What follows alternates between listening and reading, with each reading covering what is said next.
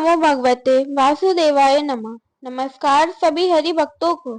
आज इस वीडियो में कामदा एकादशी चैत्र शुक्ल पक्ष की सुनाने जा रहे हैं।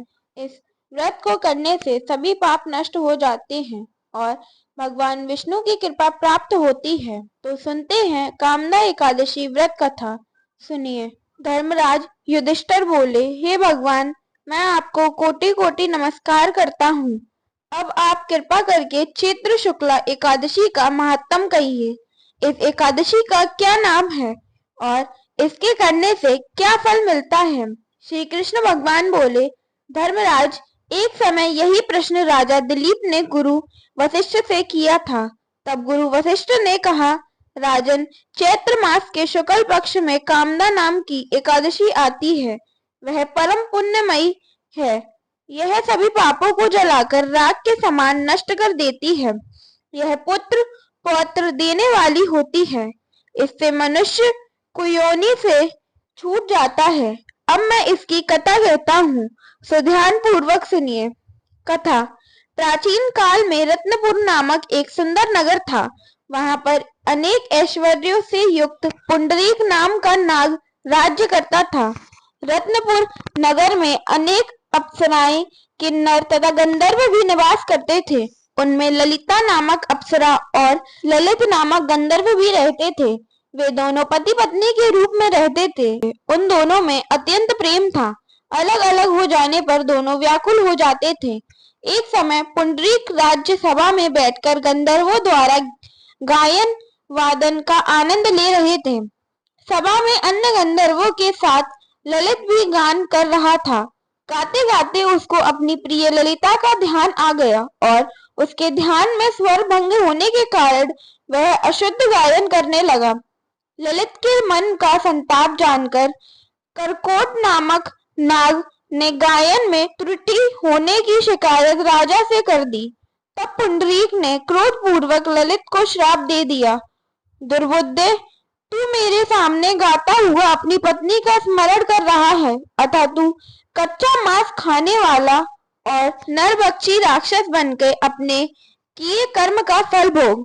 पुंडरीक के श्राप से ललित उसी क्षण विकराल राक्षस हो गया और वह अनेक दुख भोगने लगा।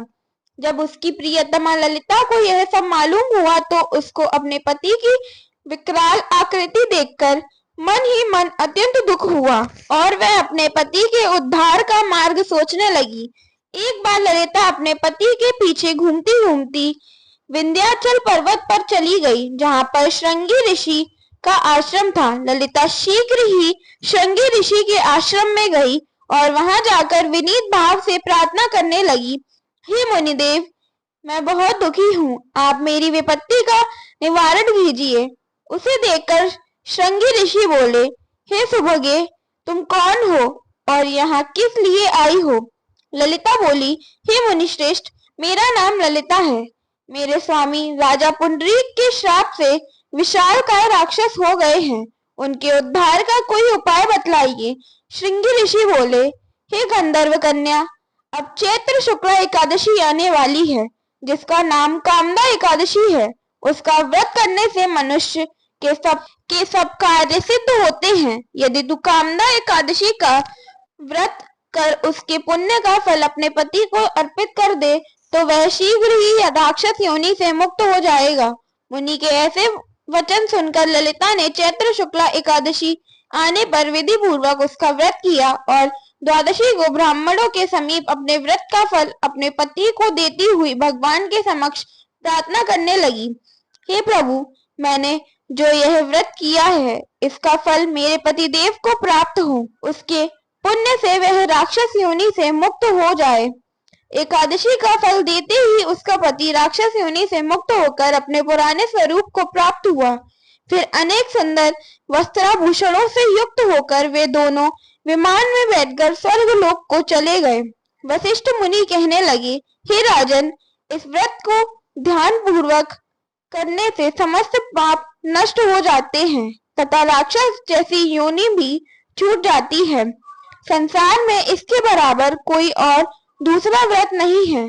इसकी कथा व महात्म पढ़ने या सुनने से वाजपेयी यज्ञ का फल प्राप्त होता है। फलाहार। इस दिन लुंगों का सागर लेना चाहिए। लुंगो अर्थात ओगा का फल, दूध, दही, फल आदि ले सकते हैं। इस कथा को श्रवण करने से मनुष्य को पापों से छुटकारा मिलता है। जय श्री हरि, जय श्री राम। ओम नमो भगवते वासुदेवाय नमः।